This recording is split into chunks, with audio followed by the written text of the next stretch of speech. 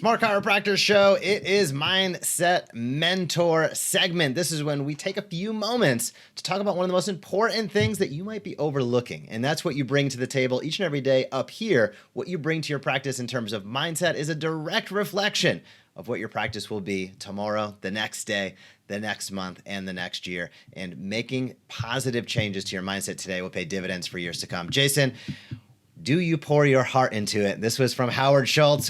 What does that mean? Let's talk mindset on today's show. Well, I think it's important for people to recognize that many chiropractors approach chiropractic like they do many things, which is very much from a sort of mechanical, physical approach. We get into chiropractic and depending on your background, depending on what got you into it, depending on who you learned from, who your mentors were, sort of helps shape and guide how you see the world and how you see what you do and how you approach what you do.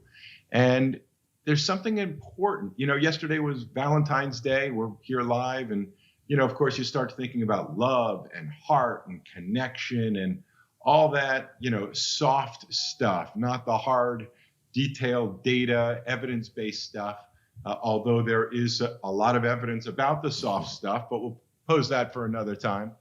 That really is what today's mindset moment and mindset mentorship is all about, is understanding that healing and being a chiropractor, approaching the adjustment, understanding how the spine works, understanding how the body works, understanding how healing happens is much more than a phenomenon. In fact, whether you call it your heart, whether you call it your intention, it matters.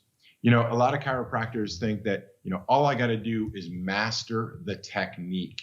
Which technique is best, we find ourselves asking in school, and sometimes even continuing to debate when we get out of school. And we think that there's one solution that's going to sort of help all chiropractors be the best chiropractor they can be. And yet, if you look at our history, you had everything from Logan, who worked at the very bottom, to, Blair and many of the, upper cervical techniques that only work up here. And you kind of have to ask yourself, how can that be?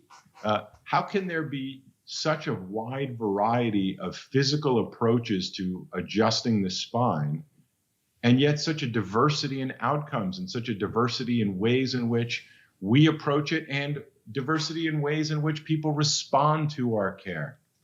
And so my message here today really is, one, healing is more than the physical movement of bones. It is. It is more than. I'm not saying it's not important. I'm just saying there is more to it than just focusing on the physical movement of structures. There is an innate ability for the body to heal itself. There is the intention of the practitioner. There is the connection between the doctor and the person. I call him patient, call him client, whichever you prefer. But there is an energy, there is a connection, there is a relationship that can't be underestimated in how we approach people and their health and their spines and nervous system. And so our mindset really should be one of developing a mindset of being a healer. Now, let me be clear, because that sets off some buttons for people. Like, what do you mean? And you've got this spectrum of healers that range from, well, I'm the doctor, I'm doing the healing, very much sort of a God complex. I know a lot of medical doctors feel that way, and many chiropractors sort of approach it that way as well, that I'm the one who's making you better. And although that may be good for your ego and that may feel good in the moment, and it certainly you play a role in it, of course, because it wouldn't be the same without you. The other side of the equation is that healing is something that happens from within all of us.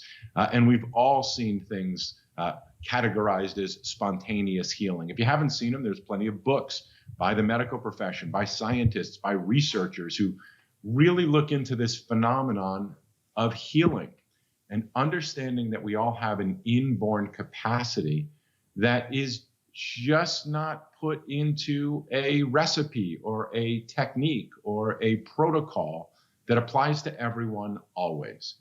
And so we approach being a chiropractor with a sense of humility, with a sense of desire to be of service to other people. There's really, I don't want to say no other, but there are very few other ways in which you can use your hand, use your communication skills, use your ability to help remove the interferences that block the body's innate ability to heal itself. And that concept can apply in a variety of different ways, but of course it is really the bullseye of what it is that we do as chiropractors. And I just wanted to kick off today's show, whether you like Khalil Gibran, the poet, who said that work is love made visible, whether you read Howard Schultz, I don't think there's anybody anywhere that doesn't know what Starbucks is, and the founder describing his story. It's an old story at this point, 20 some odd years old when he wrote the book called Pour Your Heart Into It.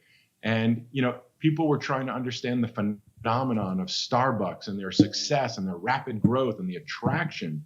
And, when he made the statement in the book that we're not in the coffee business, we're in the people business, that really changed sort of my perspective of what it means to sort of run a business, run a practice, run a place where you want to attract like-minded people, build community. He referred to Starbucks as the third place. You've got home, you've got work, and you have your third place, a place to connect, a place to check out, a place to have a few minutes to yourself and enjoy, or with someone else and connect. And our practices very much fit that third place type phenomenon in my mind, if you are pouring your heart into it. So in honor of Valentine's Day, and hopefully everybody had a good one, that's the mindset message of today, is make sure that you're doing more than just the physical. You are not a robot, and they're not robots. And this isn't just about moving from left to right, P to A to P, I to S, all the different things we learn.